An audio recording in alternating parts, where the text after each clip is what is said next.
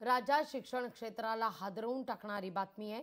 सातारा जिल्ह्यात दिव्यांग शिक्षकांना आरोग्य यंत्रणेने यापूर्वी दिलेली ऑनलाईन प्रमाणपत्र खोटी ठरवून आता अपात्र ठरवत शिक्षकांना नोटिसा धाडल्यात। या नोटिसांमुळे दिव्यांग शिक्षकांची झोप उडाली आहे। आपल्यावर अन्याय होत असल्याचं सांगत हे या ठिकाणी आता आंदोलनाचा इशारा सुद्धा देतात। या कारणाने आता शिक्षक बोगस की प्रमाणपत्र देणारी यंत्रणा बोगस असा सवाल उपस्थित होतोय। या विरोधात आता शिक्षक न्यायालयाचा दरवाजा ठोठावणार असल्याची बातमी आहे। आपण जिल्हा परिषदेमध्ये जेवढे दिव्यांग शिक्षक आहेत त्या सर्वांची तपासणी तक्रारीवरून करण्यात आलेली आहे।